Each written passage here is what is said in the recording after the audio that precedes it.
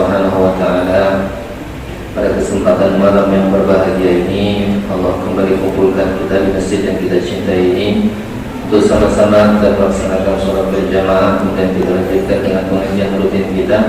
Mudah-mudahan kita semua senantiasa diberikan kesehatan, umur panjang dalam ketaatan, dan senantiasa bisa menggunakan sisa-sisa umur kita untuk berbuat taat dan menuntut ilmunya Allah Subhanahu wa taala. Amin.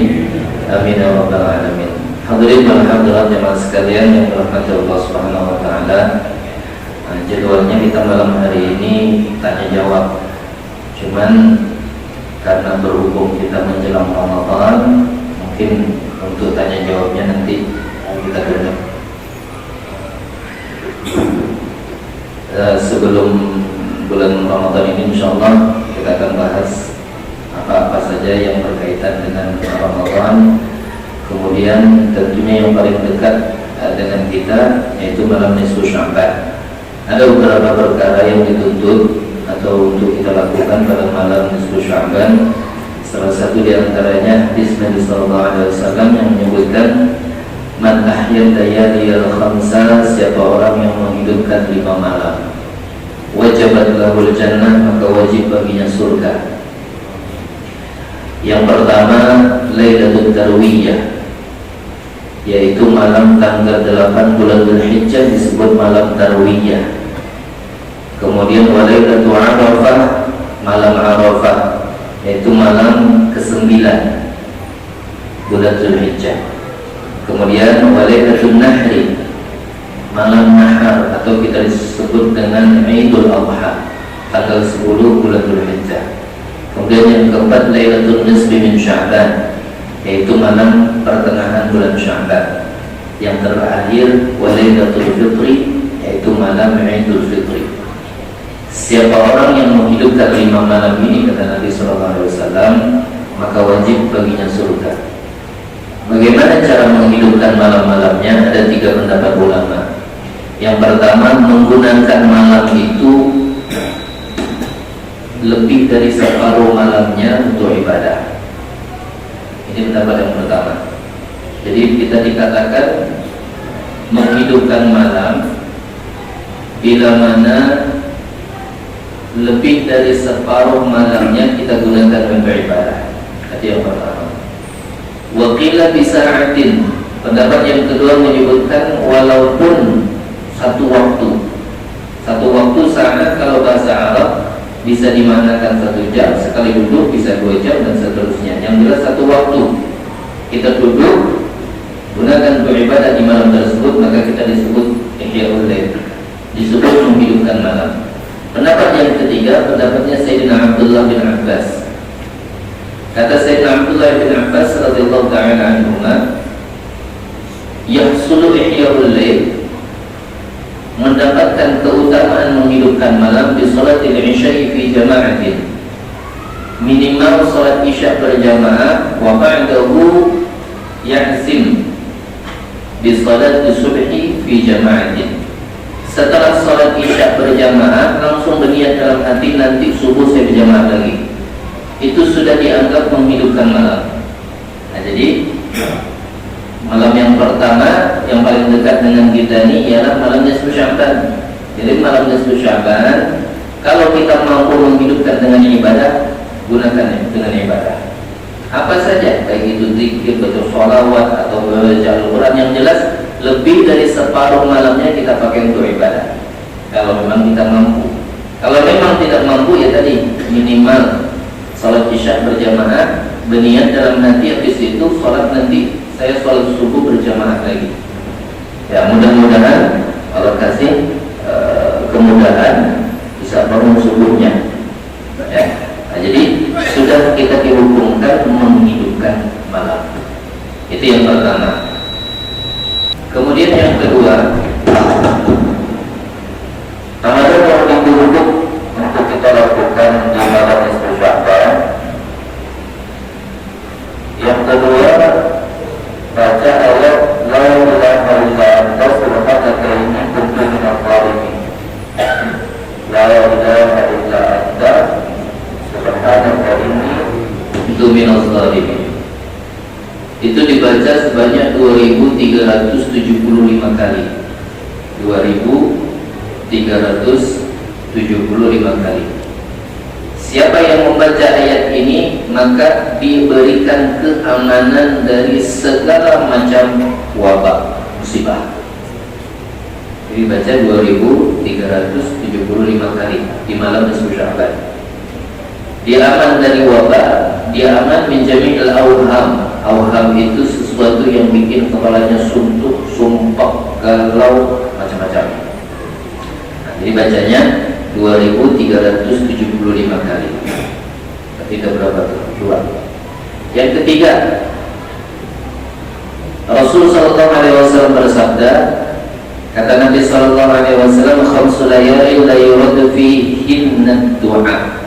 Ada 5 malam yang doa tidak akan ditolak oleh Allah. Satu di antara 5 malam yang tidak ditolak oleh Allah apabila kita berdoa ialah Lailatul Nisfi min Sya'ban, yaitu malam nisfu Sya'ban. Jadi kalau kita berdoa di malam nisfu Sya'ban, doa kita diijabah dan dikabul oleh Allah Subhanahu wa taala. Kemudian doa yang dianjurkan itu boleh saja doa duniawiyah dan ukhrawiyah. Tapi ada di antara doa untuk dunia ataupun untuk akhirat, ada doa yang paling penting. Kata ulama, meminta ampun kepada Allah. Wa talabul afiyah, begitu juga minta diberikan kesehatan dalam ketaatan. Jadi ini doa yang paling penting. Dan yang paling bagus di antara doa minta ampun itu ya doa yang diajarkan langsung oleh Nabi sallallahu alaihi wasallam. Ada kertas saya tuliskan, sini umum kita lagi ingat. Doa yang paling bagus di malam itu kita minta sama Allah, doa minta ampun dan minta diberikan kesehatan. Dan yang paling afdal, doanya bebas, tapi ada yang paling afdal di antara doa tersebut ialah doa yang datangnya langsung dari Nabi sallallahu alaihi wasallam. Jadi doa yang langsung diajarkan oleh Nabi sallallahu alaihi wasallam, doanya mungkin kita dah hafal. Ya, Allahumma innaka afuwun karim tuhibbul afwa fa'fu anni. Yang pertama. Yang kedua, Allahumma inni as'alukal afwa wal afiyata wal mu'afata daimata fid dini wad dunya wal akhirah. Jadi kita baca, banyak-banyak baca doa itu di malam nisfu Sya'ban. Ya, jadi itu sudah minta ampun plus meminta kesehatan kepada Allah Subhanahu wa taala. Insyaallah doa kita akan dikabul. Jadi di antara 5 malam yang doa kita tidak akan ditolak ialah malam nisfu Sya'ban. Kemudian kata Nabi sallallahu alaihi wasallam,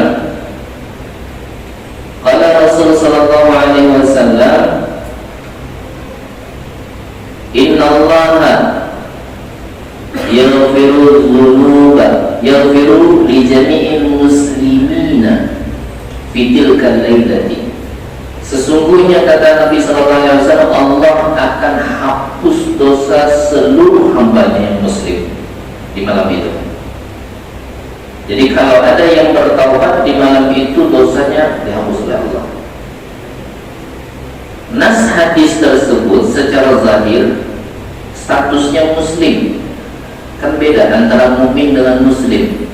Jadi bahasanya ini lebih umum. Kalau mukmin bisa aja ada orang Islam tapi tidak beriman, kelakuannya tidak sesuai dengan kelakuan orang Islam, tapi dia muslim, dia bersyahadat, cuma kelakuannya, ya, ibadahnya dia tinggalkan, perkara yang diperintah dia tinggal, yang dilarang dia kerjakan.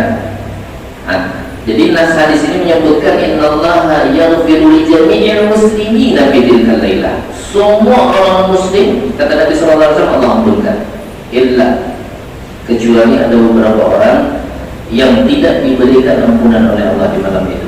Nah, jadi sebelum malam nisfu Sya'ban masuk, jangan sampai kita termasuk di antara pengecualian. Yang pertama, likahinin, dukun. Dukun pahamlah kita sudah dukun. Ya, Yang kedua, lisahirin, tukang sihir, tukang santet. Kalau dia tidak bertobat dari pekerjaannya, malam itu mau berbusa mulutnya istighfar, kerjaannya tidak ia tinggalkan, dapat diampunkan oleh Allah. Asal kalau seandainya dia belum bertobat dari pekerjaannya.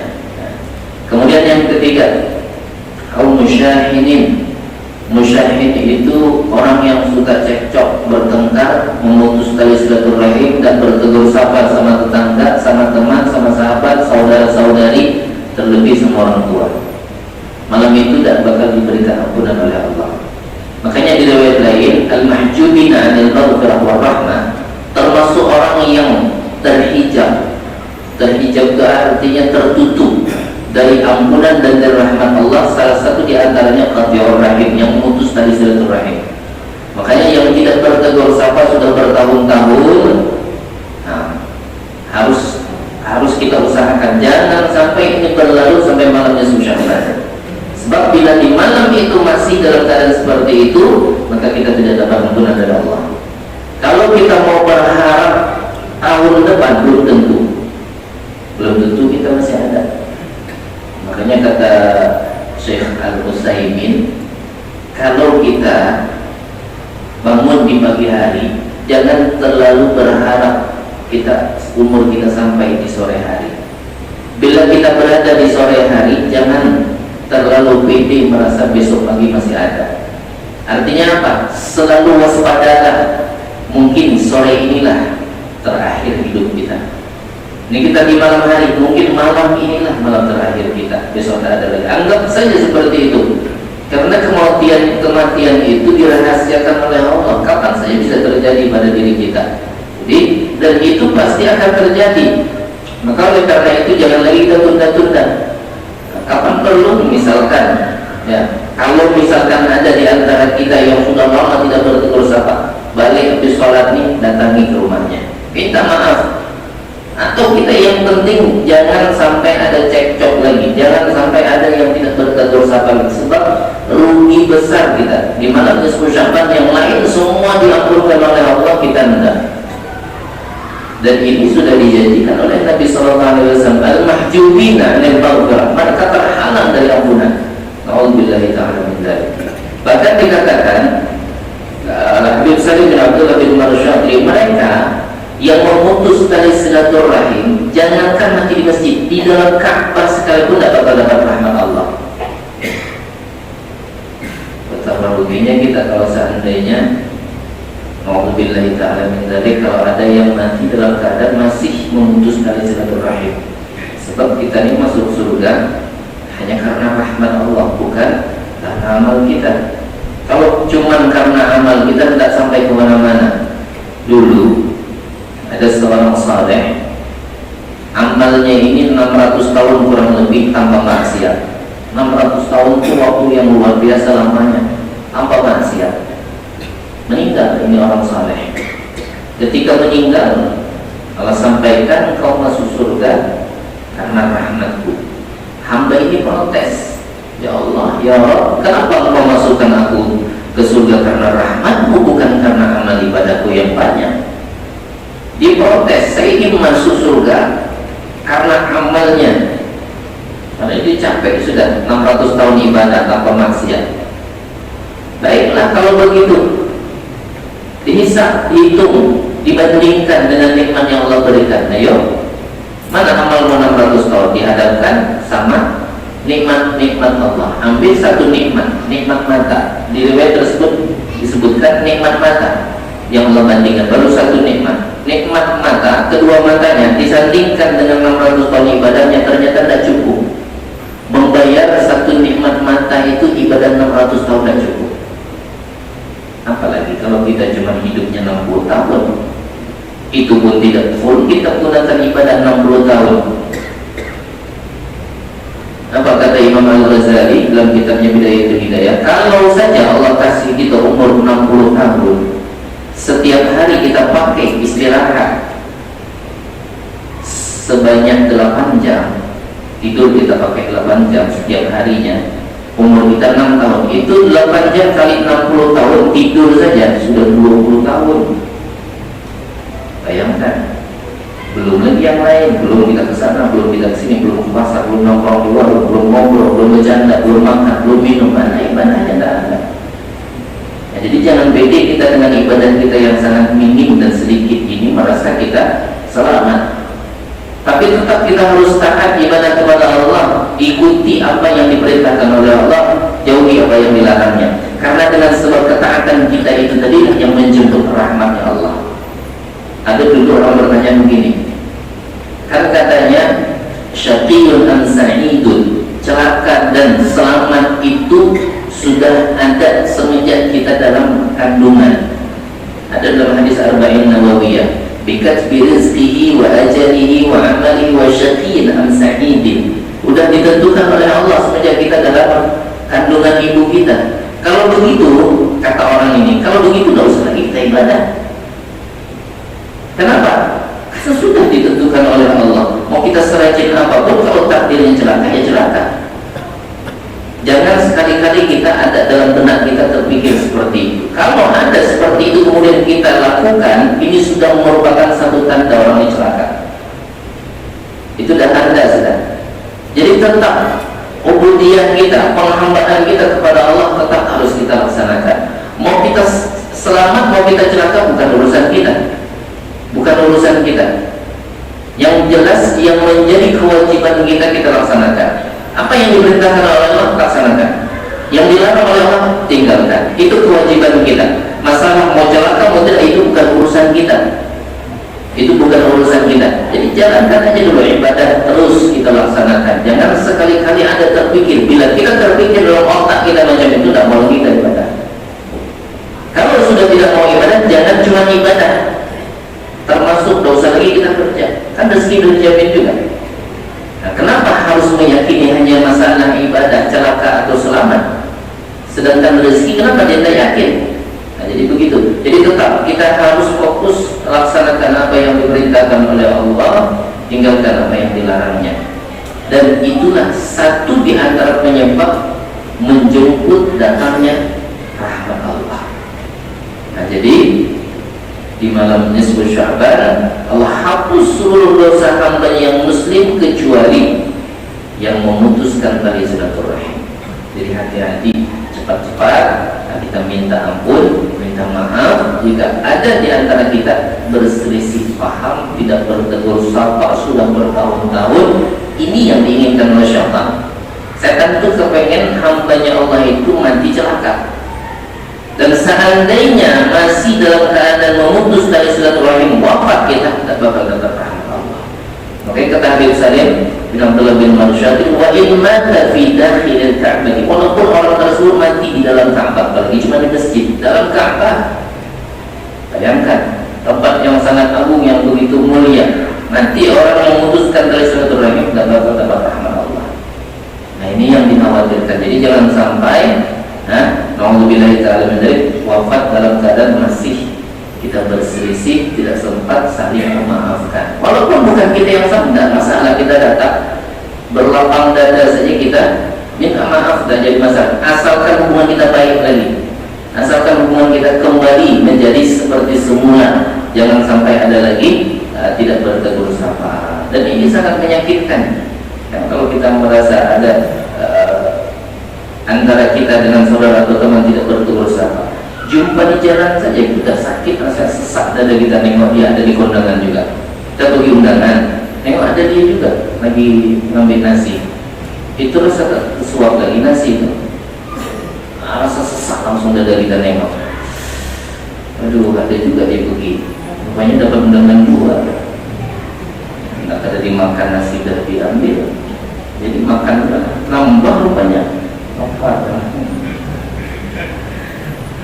Maka kata guru kami, untuk menghilangkan itu cukup sapa aja udah hilang.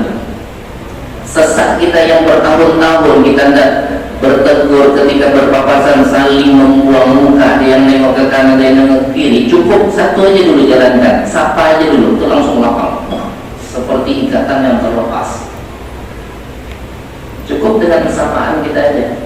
Mau dia senyum atau tidak bukan urusan kita. Yang penting kitanya dulu berlapang dada.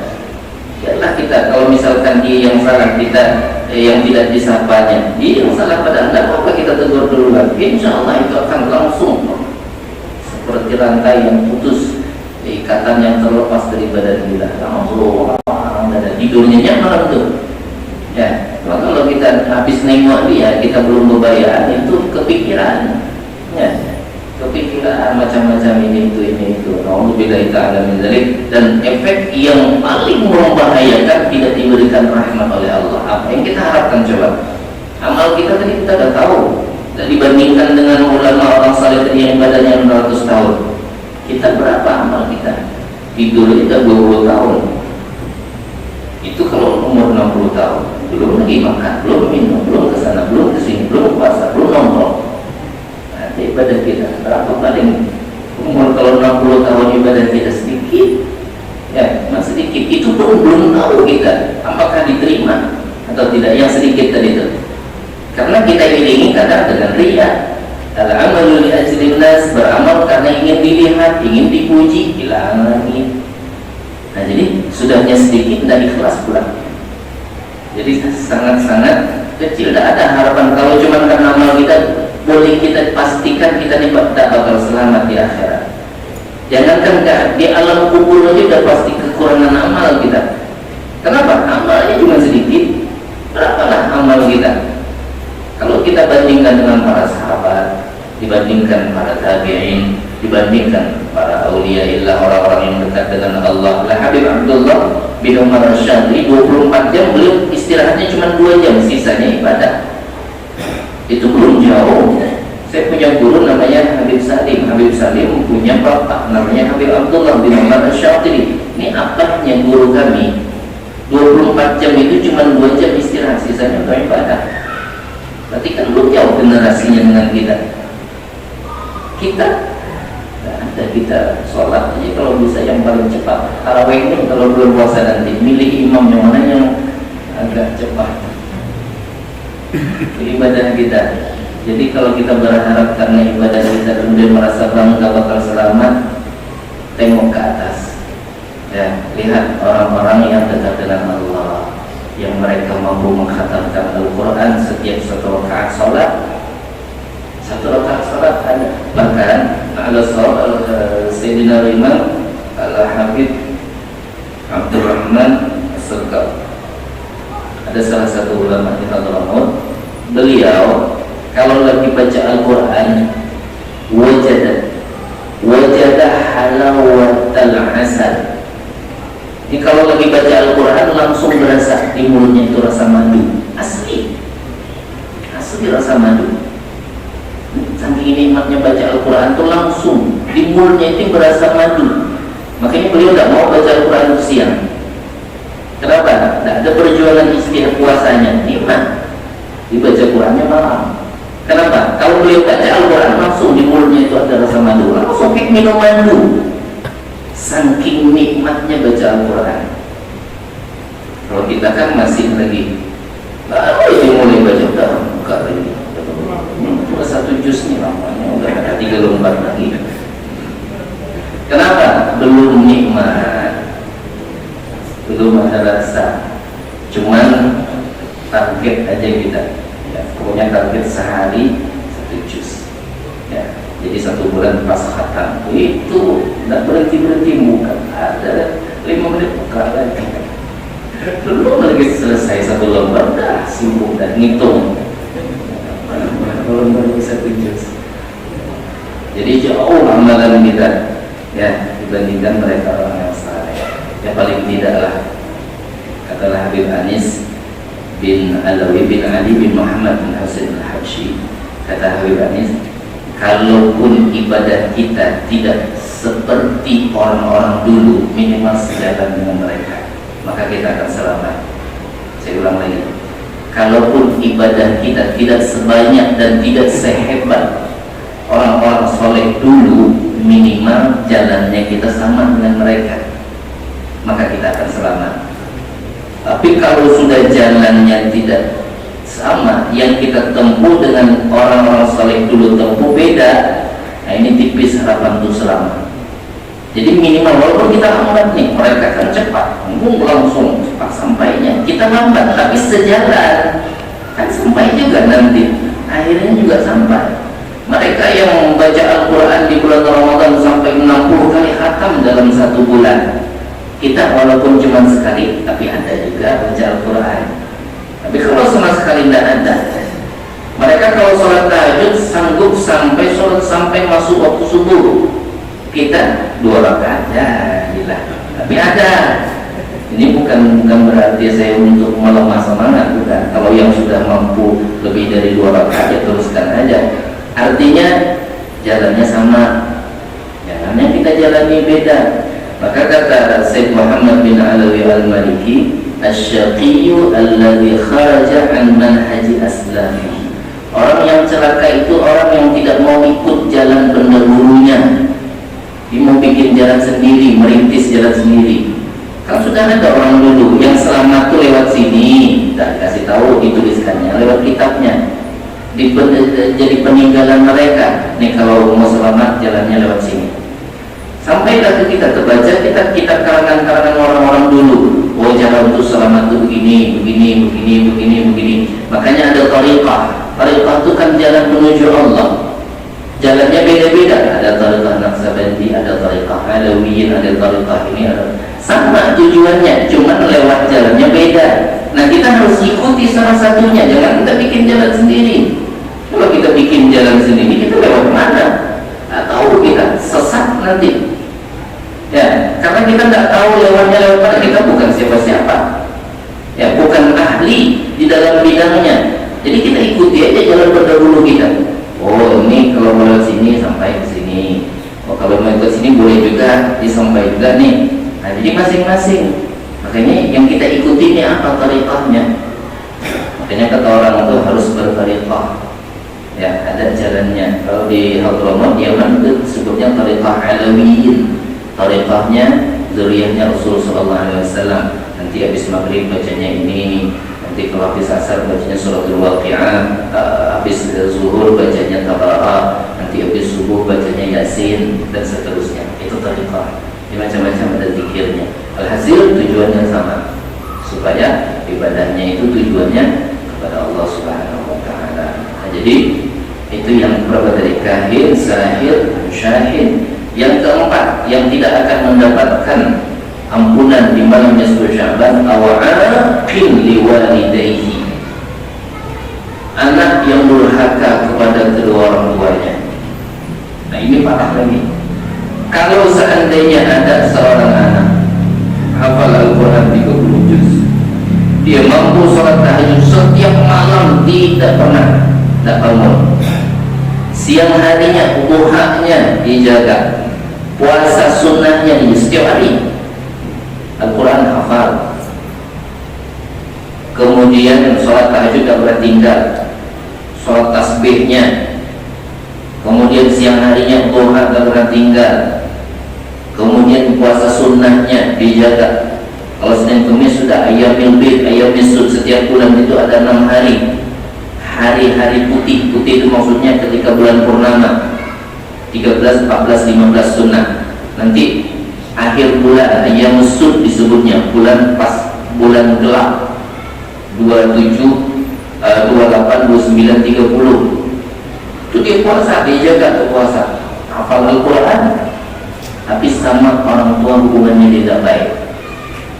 Jangankan amalan itu, kata Habib Salim bin Abdullah Syafii, syafaat Rasulullah yang begitu agung dan mulia tidak bakal bisa membantu anaknya. Kalau hubungannya dengan orang tua tidak baik, jangankan amalan yang hebat, hafalan Al-Qurannya dan sebagainya, syafaat Rasulullah tidak bakal bisa membantunya di akhirat. Coba kalau sama orang tua lebih dahsyat lagi, lebih dahsyat lagi. Makanya kalau ada seorang anak yang hubungan dengan orang tuanya tidak baik, cepat-cepat perbaiki, sebab dia tidak akan dapat ridha Allah. Kata Nabi SAW, ridha Allah fi ridhal walidain, suhtullah fi suhtil walidain. Ridha Allah tergantung ridha kedua orang tua kita. Kalau kita dapat ridha kedua orang tua kita, maka insya Allah kita akan dapat ridhanya Allah. Namun kalau cuma kita kerja ibadah yang hebat begini begitu dengan orang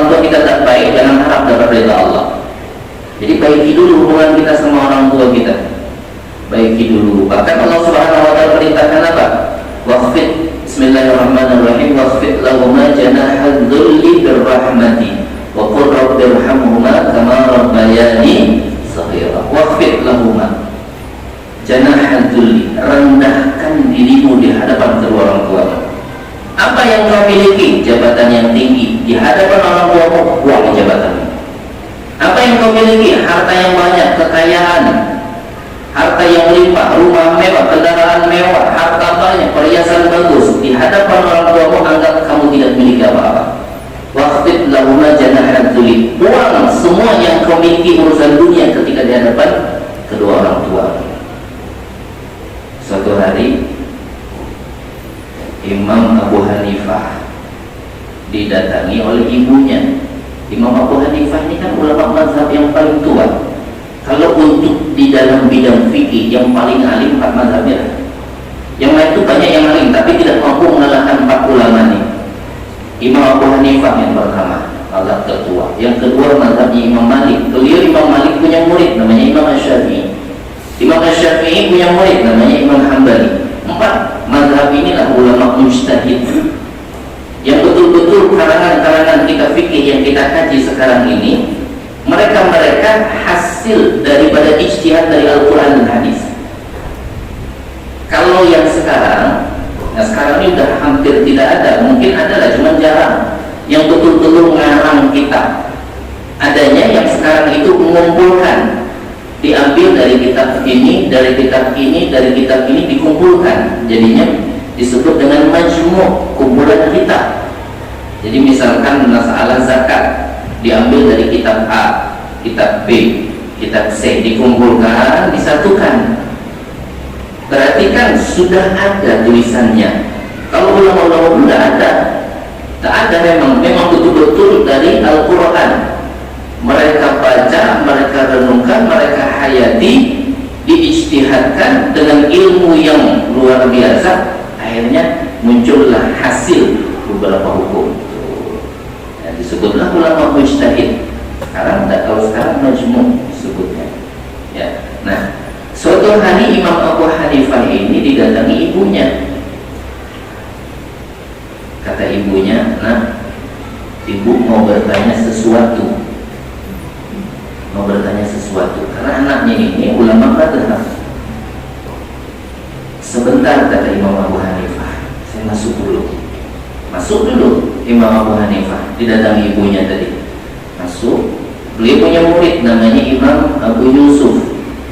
Kata Imam Abu Hanifah, "Wahai Abu Yusuf, kamu kesini. Tolong jawabkan pertanyaan ibuku." Lah, kata Imam Abu Yusuf, "Engkau guruku, wahai Imam. Kau lebih paham, kau lebih mengerti, ilmunya lebih luas, aku muridmu." Kata Imam Abu Hanifah, "Enggak, kamu aja yang jawabkan pertanyaan ibuku, saya enggak mau. Nanti kalau saya yang jawab, kesannya saya yang menggurui ibu saya. Saya enggak mau itu. Kalau saya jadi gurunya berarti ibu saya di bawah saya. Kamu aja yang jawabkan." Akhirnya Imam Abu Yusuf yang jawabkan. Pergilah Imam Abu Yusuf tadi menghadap kepada ibunya Imam Abu Hanifah. Pertanyaannya dijawab sama Imam Abu Yusuf. Saking merendahnya. Makanya jangan kita sudah berpendidikan tinggi, titelnya banyak, sampai keluar negeri kita sekolahnya atau nyantrinya, balik ke rumah, ya, balik ke rumah orang tua kita yang tinggalnya di sudut kampung sana, rumahnya udah lewat, merasa kita di hadapannya kita yang paling hebat, orang tua kita. Kadang ada yang buta huruf, anaknya sarjana S1, S2, anaknya sudah berpendidikan tinggi kemana-mana, sekolahnya sampai ke luar negeri, orang tua kita buta huruf. Jangan sekali-kali kita merasa hebat di hadapannya. Perintah Allah, waqfid lahum janahal dhulli birrahmah, rendahkan dirimu, buang semua yang kau miliki berupa urusan dunia di hadapan orang tuamu, sama seperti engkau tidak memiliki apa-apa pada saat engkau dilahirkan. Itu perintah Allah. Jadi jangan sekali-kali kita merasa mentang-mentang kita sudah berpendidikan, mentang-mentang kita sering jadi orang yang sudah berkecukupan, kemudian di hadapan kedua orang tua kita yang hidupnya pas-pasan, kesian orang tua kita. Ya, bayangkan mereka waktu melahirkan kita tinggal di kampung, membesarkan kita, abah kita, menafkahi kita dengan apa adanya, hidup mereka pas-pasan. Sudah kita besar, kita merasa bangga dan hebat. Alhamdulillah ta'ala. Makanya kata Nabi sallallahu alaihi wasallam, man masya li ziyarati walidayhi, siapa ada seorang anak yang berjalan di atas muka bumi ini bertujuan niat untuk mengunjungi kedua orang tuanya, kataballahu lahu bi kulli khatwatin mi'ah hasanah, Allah akan catat setiap langkah anak itu 100 kebaikan. Wa maha anhu mi'ata sayyi'ah, Allah hapus 100 keburukan. Wa rafa'a lahu mi'ata darajah, Allah angkat derajat anak itu 100 derajat. Coba bayangkan. Makanya kalau kita masih punya orang tua yang masih hidup, sering-sering datang, sering-sering ziarah, sering-sering mengunjungi walaupun jauh. Kadang-kadang kan emak kita, kadang mereka rindu juga kalau kita ada keluarga ini kan kita tidak mungkin lagi untuk satu rumah. Kita dah punya keluarga, dah punya istri, dah punya anak. Tinggal kita di tempat lain, nak satu rumah ini. Kadang-kadang orang tua kita ini pengen juga dengar kabar kita. Apalagi kalau yang sempat diminta. Ini nasihat para ulama. Bukan saya menyampaikan, saya menyambung lidah saja. Kata para ulama, seandainya nih ada orang tua kita menghubungi kita telepon, nah balik, jangan ditawar. Seluruh pekerjaan kita, urusan dunia tinggalkan, insya Allah jadi berkah untuk kita. Jangan ditawar, tinggalkan semuanya, lekas-lekas kita datangi kedua orang tua kita. Kenapa? Sebab nanti bila mana mereka sudah tidak ada, penyesalan akan timbul. Kenangan kita dengan orang tua kita, keinginan kita, kerinduan kita untuk datang ke rumah orang tua kita yang masih hidup itu bakal kita rasakan pada saat mereka sudah tidak ada. Makanya kalau ada sesuatu yang mesti harus kita kerjakan, ada orang tua kita nelfon minta kita datang ke rumahnya, tinggalkan semuanya, insya Allah jadi berkah untuk pekerjaan kita, karena kita sudah membahagiakan hati orang tua kita, apalagi ibu kita. Lalu dikatakan kalau seandainya kita sudah mampu menyenangkan hati kedua orang tua kita, satu pintu surga dibukakan oleh Allah untuk anak. Ini kuncinya orang tua kita, sukses dunia kita, sukses akhirat kita, mak bapak kita. Makanya kalau ada, jangan kita siksa mereka dengan kerinduan sama kita. Kalau kita nawar, mereka kan lagi rindu. Orang tua kita itu luar biasa lah. Kita mungkin yang sudah punya anak, yang sudah punya keluarga, tahulah rasanya bagaimana pada saat orang tua merindukan anaknya. Dan di saat itu tidak bisa kita penuhi. Coba, apakah tidak sakit hatinya? Pasti dia tersakiti. Nah inilah yang kita tidak inginkan. Bila hati orang tua kita itu sakit, berarti dia tidak ridha sama kita. Jangan harap Allah ridha sama kita. Wa man jalasa bainahuma wa takallama bi dhibil kalami a'tahu Allahu yawmal qiyamati nuran yas'a baina yadayhi. Kalau ada anak duduk di hadapan kedua orang tuanya, dia mampu mengucapkan kata-kata yang menyenangkan hati kedua orang tuanya, betul-betul mengucapkan kata-kata yang lembut, kata-kata yang sopan, ma sehat, ma apa kabar, yang sakit dan minum obat, sudah makan, masih ada duit, ada baju baru, masih ada beras. Bitil kalam, kita ucapkan kata-kata yang sopan lembut seperti itu. Apa yang Allah berikan untuk kita sebagai anak? A'tahullahu nuran yaumal qiyamati nuran yas'a baina yadayhi. Nanti di akhirat, di hari kiamat, anak tersebut akan Allah berikan cahaya yang menyelimuti, menerangi di hadapannya. Cahaya yang begitu besar. Sebab salah satu di antara perkara yang harus kita hadapi adalah Siratal mustaqim. Siratal mustaqim itu gelap, Pak. Sebab kata Nabi sallallahu alaihi wasallam, api neraka jahanam itu saudatun muzlimah, hitam kelam. Jadi kita nyebrang di atas itu tidak ada cahaya.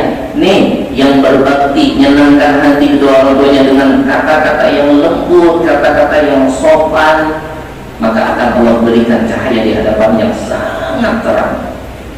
Ini Ini yang kita harapkan. Kalau orang tua kita masih ada, datangi mereka, kunjungi. Anak kita bertahun tidak ada kabar, tidak ada telepon dan sebagainya. Alhamdulillah ta'ala min dzalik. Jangan sampai orang tua kita kehilangan sama kita. Mana anakku? Dulu pernah di zamannya Nabi Musa alaihissalam, Nabi Musa minta doa sama Allah, ya Rabb, arini jalisi fil jannah. Ya Allah, tunjukkan kepadaku siapa yang akan menemaniku nanti di dalam surga. Siapakah orang yang akan menjadi temanku di dalam surga? Tunjukkan ya Allah. Allah turunkan wahyu. Turunkan wahyu, kata Allah, ilhab ila suqil fulan wa ila dukanil fulan. Kamu pergi ke pasar ini, datangi toko ini. Nanti ada di situ. Disitulah tempat sahabatmu yang menemani nanti di dalam surga. Sesuai dengan petunjuk Allah lewat wahyunya Allah, Nabi Allah Musa alaihissalam berangkat ke pasar yang sudah Allah tunjukkan. Sampai di pasar tersebut, jumpalah toko yang Allah sebutkan, yang Allah tunjukkan. Sesampainya di toko tersebut, terlihat ada seorang lelaki tukang jagal. Tukang jagal itu tukang sembelih kambing, tukang potong daging. Ada tukang jagal, rasa tidak meyakinkan ini yang akan menjadi teman beliau dalam surga. Cuma ini perintah Allah, petunjuk Allah, karena beliau minta, ya Allah, ini jadi sipil jannah, tunjukkan kepada aku siapa teman dalam surga.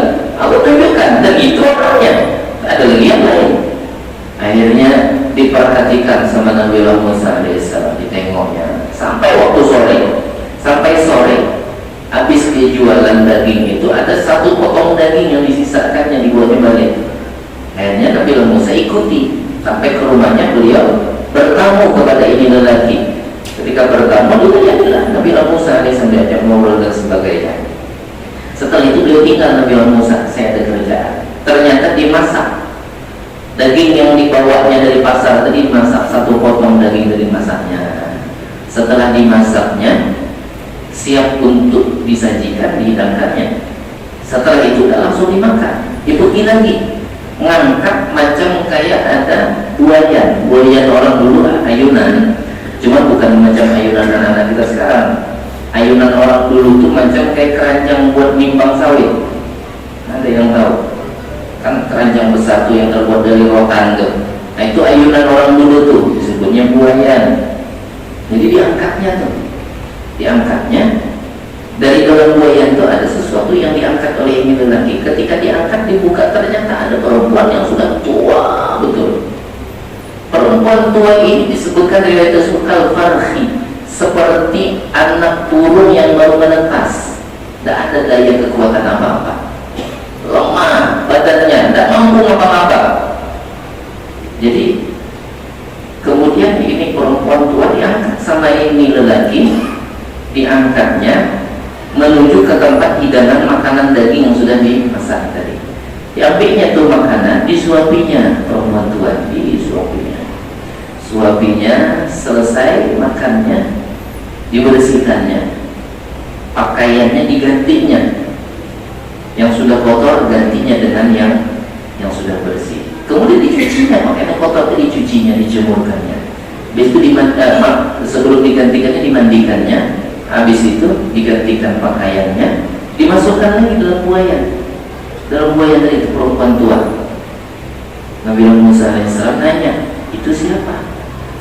Dibilang, itu emak saya yang sudah tidak mampu apa-apa, lumpuh, gerak, tak bisa mandi, apa semua yang tak bisa saya urus, mandikan, gantikan pakaian, cucikan pakaiannya, siapkan makannya, suapkan makannya, semua saya yang urus. Mulai nih agak ada tanda-tanda wajar perbuatan si anak. Kemudian ketika diperhatikan sama Nabi Musa alaihissalam, mulut orang tua, perempuan tua tadi hukuman kami.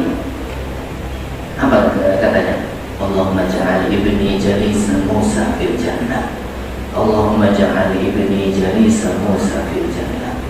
Allahumma ja'al ibni jalisa Musa fil jannah. Ya Allah, jadikan anakku temannya Nabi Musa di dalam surga. Ya Allah, jadikan anakku temannya Nabi Musa di dalam surga. Ya Allah, jadikan anakku temannya Nabi Musa di dalam surga. Orang tuanya ridha. Allah kabul doanya. Allah kabulkan doa emaknya. Makanya Nabi Musa ketika melihat peristiwa tersebut baru menyadari betapa besarnya, betapa mulia dan agungnya seorang anak yang berbakti kepada ibunya. Makanya kita kalau masih ada orang tua kita, sayangilah mereka. Sering-sering datang ke rumahnya. Jangan pada saat waktu kita kecil dulu kita ingat setiap hari kita dibawanya ke pasar, dibawanya jajan, diantarkan ke sekolah. Setelah kita besar dan punya keluarga, kita tinggalkan. Tidak lagi kita pedulikan. Alhamdulillah. Kita sayangi orang tua kita yang masih hidup. Datang sering-sering minta ampun dan minta ridha. Peluk mereka, cium tangannya, karena mereka lah orang yang paling mulia yang kita miliki. Wali yang paling terdekat dengan kita adalah emak bapak kita. Jangan jauh-jauh kita minta doa kepada orang lain. Doa ibu bapak kita mustajab, dikabul sama Allah. Itulah keberkahan bagi kita yang masih ada orang tua. Datangi mereka sebelum malam nisfu Sya'ban, pastikan mereka sudah ridha sama kita, insyaallah dosa kita akan diampunkan oleh Allah Subhanahu wa taala. Inilah yang bisa saya sampaikan. Mudah-mudahan kita semua diberikan keberkahan oleh Allah di bulan Sya'ban ini, terlebih lagi di malam nisfu Sya'ban. Amin amin ya rabbal alamin. Subhanakallahumma wa bihamdika asyhadu an la ilaha illa anta astaghfiruka wa atubu ilaik. Assalamualaikum warahmatullahi wabarakatuh.